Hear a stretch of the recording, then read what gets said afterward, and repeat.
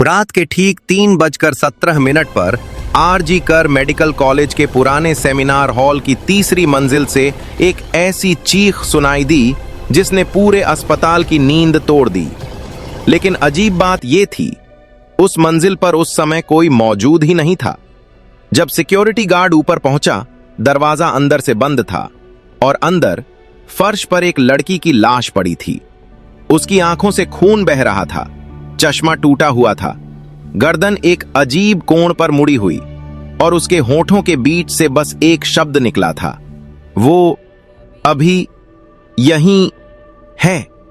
अगर आपको ऐसी रहस्यमयी कहानियां पसंद हैं तो वीडियो को लाइक जरूर करें, क्योंकि आज की कहानी सिर्फ एक मर्डर मिस्ट्री नहीं बल्कि उस अंधेरे की कहानी है जो सिस्टम, सत्ता और इंसानियत के अंदर छिपा बैठा। कोलकाता, बारिश से भीगी सड़कें, पीली टैक्सियों की लाइट्स, पुरानी इमारतें और उन्हीं इमारतों के बीच खड़ा था आरजी कर मेडिकल कॉलेज।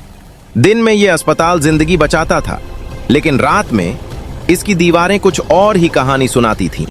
उस रात भी अस्पताल बिल्कुल सामान्य था। इमरजेंसी वार्ड में मरीजों की आवाजाही चल रही थी, डॉक्टर अपनी ड्यूटी में व्यस्त थे, नर्सें भाग रही थीं, लेकिन तीसरी मंजिल का पुराना सेमिनार हॉल वो हमेशा की तरह सुनसान था। लोग कहते थे कि वहां रात में अजीब आवाजें आती हैं, कभी किसी लड़की के रोने की, कभी कुर्सियों के घिसटने की और कभी दीवारों पर नाखून रगड़ने की। लेकिन मेडिकल कॉलेज में ऐसी कहानियां आम थीं, कोई उन पर ध्यान नहीं देता था। उस रात भी नहीं दिया गया। पीजीटी डॉक्टर अनन्या सेन 36 घंटे की लगातार ड्यूटी के बाद थक चुकी थी। उसने रात के करीब 2 बजे अपने जूनियर्स के साथ कैंटीन में खाना खाया। वो मुस्कुरा रही थी, लेकिन उसकी आंखों में अजीब थकान थी। उसकी दोस्त रिया ने पूछा, तू ठीक है ना? अनन्या कुछ सेकंड चुप रही, फिर धीरे से बोली, रिया, तुम्हें कभी ऐसा लगा है जैसे कोई तुम्हें लगातार देख रहा हो? रिया हंस पड़ी, तू फिर से हॉरर मूवी देखकर आई है क्या? अनन्या ने भी हल्की हंसी दी, लेकिन अंदर से वो डरी हुई थी। पिछले कुछ दिनों से उसे लगातार एक ही सपना आ रहा था, एक लंबा अंधेरा कॉरिडोर, टिमटिमाती लाइट्स और एक आदमी जिसका चेहरा कभी दिखाई नहीं देता था। वो बस धीरे धीरे उसकी तरफ बढ़ता था और हर बार सपना खत्म होने से पहले वो आदमी उसके कान में फुसफुसाता था, तुमने देख लिया है, अब तुम नहीं बचोगी। रात 2:45। अनन्या तीसरी मंजिल के सेमिनार हॉल में गई। वहां एक पुराना सोफा था, कई डॉक्टर वहां आराम कर लेते थे। उसने अपना फोन साइलेंट पर रखा, चश्मा उतारा और आंखें बंद कर ली। बाहर बारिश तेज हो चुकी थी, खिड़कियों पर पानी की बूंदें थप थप कर रही थीं। लेकिन तभी कॉरिडोर में किसी के कदमों की आवाज आई, टक टक टक। अनन्या ने आंखें खोली, कॉरिडोर खाली था। उसने फिर आंखें बंद की, लेकिन इस बार उसे साफ महसूस हुआ जैसे कोई उसके बहुत करीब खड़ा हो। उसकी सांसें तेज हो गईं।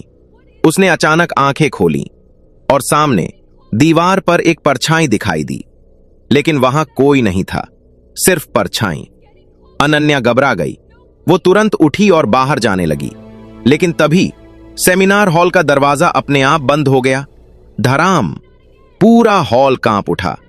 अनन्या चीखी। उसने दरवाजा खोलने की कोशिश की, लेकिन दरवाजा नहीं खुला। और तभी पीछे से किसी ने बहुत धीरे से कहा, तुमने सच देख लिया है। अनन्या जम गई। उसकी सांसें रुकने लगीं। वो धीरे धीरे पीछे मुड़ी, लेकिन वहां कोई नहीं था, सिर्फ अंधेरा, और उसी अंधेरे में 2 चमकती आंखें। सुबह 7 बजे पूरा अस्पताल दहल चुका था। सेमिनार हॉल के अंदर अनन्या की लाश मिली थी। उसका शरीर आधा नग्न था, गर्दन टूटी हुई, होंठ फटे हुए, आंखों के पास खून और दीवार पर खरोंचों से लिखा था, मैं अकेली नहीं थी। पूरा अस्पताल डर गया, लेकिन असली डर अभी शुरू हुआ था, क्योंकि उसी सुबह अनन्या के परिवार को फोन किया गया, आपकी बेटी ने आत्महत्या कर ली है। आत्महत्या? लेकिन जिसने भी लाश देखी उसे पता था यह आत्महत्या नहीं हो सकती। अनन्या की मां अस्पताल पहुंची। वो चीख चीख कर अपनी बेटी का चेहरा देखने की भीख मांग रही थी, लेकिन पुलिस ने उन्हें रोक दिया। 12 घंटे तक 12 घंटे तक एक मां को उसकी बेटी का चेहरा नहीं देखने दिया गया। और इसी दौरान कुछ अजीब हुआ।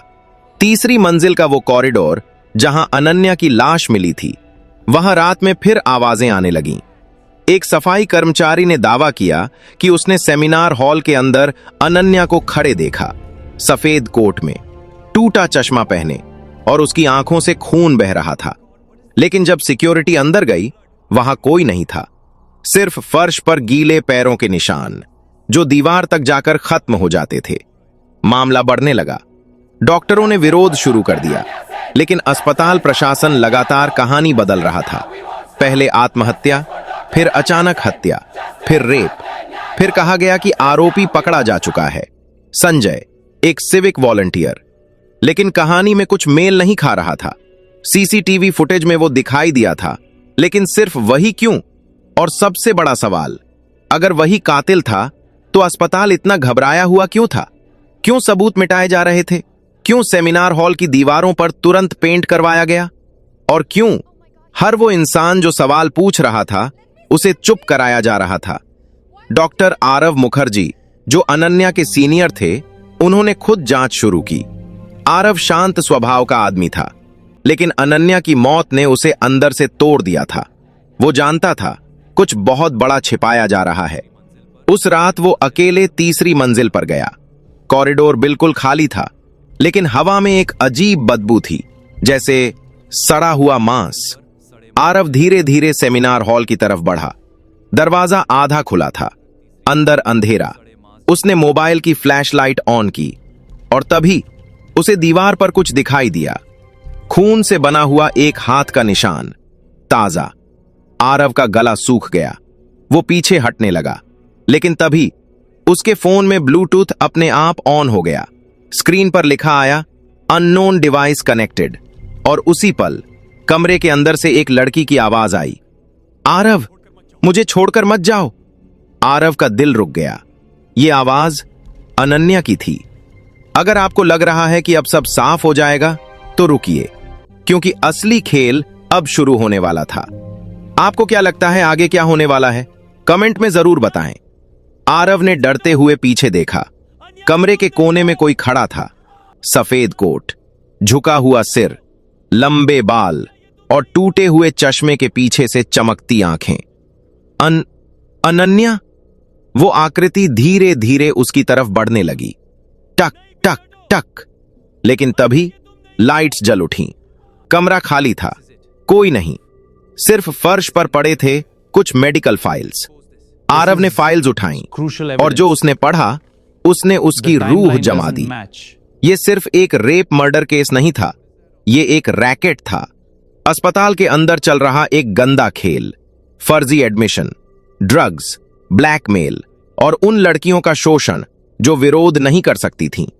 फाइल्स में कुछ बड़े नाम थे, पुलिस, प्रशासन, राजनीतिक लोग और सबसे ऊपर डॉक्टर संदीप।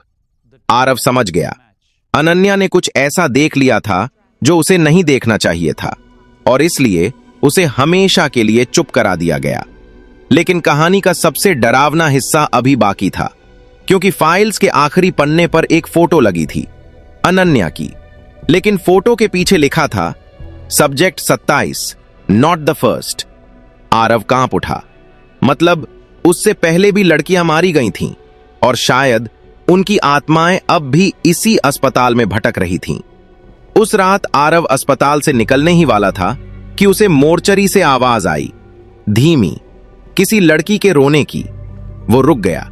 मोर्चरी का दरवाजा आधा खुला था, अंदर फ्रीजर की लाइट टिमटिमा रही थी, और वहां एक स्ट्रेचर पर कोई बैठा हुआ था, पीठ उसकी तरफ, बाल गीले, सफेद कपड़े खून से सने हुए।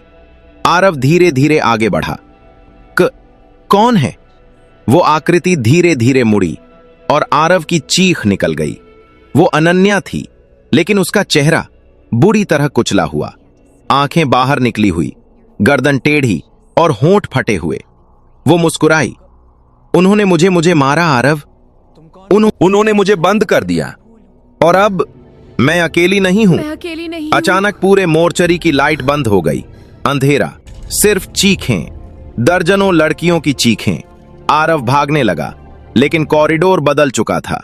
दीवारों पर खून था, फर्श पर घसीटने के निशान और हर कमरे के अंदर महिलाओं की लाशें, कुछ डॉक्टर कोट में, कुछ नर्स, कुछ मरीज।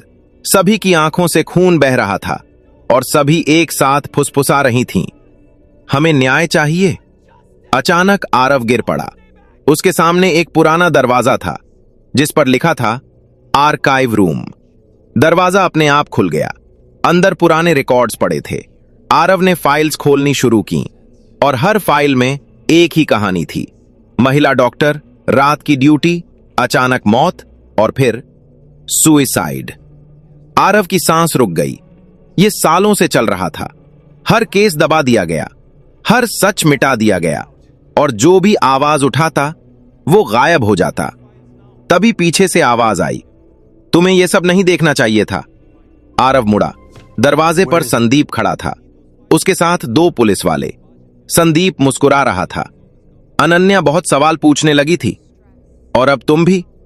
आरव पीछे हटने लगा, लेकिन तभी कमरे की सारी लाइट्स फट गईं, कांच टूटने की आवाज और अचानक कमरे का तापमान गिर गया। संदीप का चेहरा बदल गया। वो घबराकर पीछे हटने लगा क्योंकि उसके पीछे एक नहीं, दर्जनों परछाइयां खड़ी थीं। महिलाओं की परछाइयां, टूटे चश्मे, खून भरी आंखें, मुड़ी हुई गर्दनें और बीच में अनन्या। उसने धीरे धीरे सिर उठाया। अब तुम्हारी बारी है। संदीप चीखने लगा। पुलिस वाले भाग गए, लेकिन दरवाजा अपने आप बंद हो गया। अंदर सिर्फ चीखें गूंज रही थीं, भयानक, अमानवीय। और फिर अचानक सब शांत हो गया। अगली सुबह संदीप गायब था।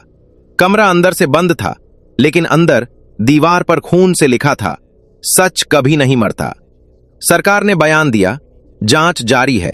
सीबीआई आई, प्रेस कॉन्फ्रेंस हुई, राजनीति शुरू हुई, लोग सड़क पर उतरे, मोमबत्तियां जली, हैशटैग ट्रेंड हुए।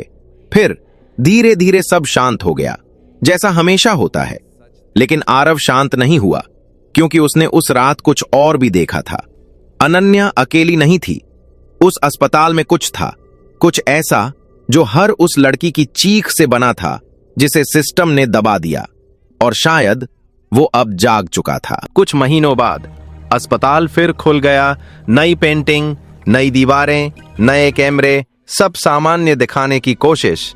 लेकिन रात 317 पर तीसरी मंजिल की लाइट्स आज भी टिमटिमाती हैं। सिक्योरिटी गार्ड आज भी वहां अकेले नहीं जाते और कई डॉक्टरों ने दावा किया है कि देर रात सेमिनार हॉल के अंदर एक लड़की दिखाई देती है, सफेद कोट में, टूटा चश्मा, आंखों से बहता खून। और वो हर बार सिर्फ एक सवाल पूछती है, अगर मैं मर गई तो बाकी लड़कियां कब तक बचेंगी? और सबसे डरावनी बात, कुछ लोगों का कहना है कि उस रात अनन्या की पोस्टमार्टम रिपोर्ट में एक लाइन थी जिसे बाद में हटा दिया गया। वो लाइन थी, victim tried to write something before death. लेकिन वो क्या लिखना चाहती थी, ये आज तक कोई नहीं जान पाया, क्योंकि उसके नाखूनों में जो खून मिला था वो सिर्फ आरोपी का नहीं था, वो किसी और का भी था, किसी ऐसे इंसान का जिसका नाम आज तक सामने नहीं आया और शायद कभी आएगा भी नहीं। अगर आपने यहां तक देखा है तो इस चैनल को जरूर सब्सक्राइब करें, क्योंकि ऐसी कहानियां आपको कहीं और नहीं मिलेंगी। लेकिन जाने से पहले आज रात जब आप सोने जाएं तो एक बार अपने कमरे का दरवाजा जरूर चेक कर लेना। कहीं ऐसा ना हो कि रात 3:17 पर आपको भी कोई फुसफुसाहट सुनाई दे, तुमने सच देख लिया है।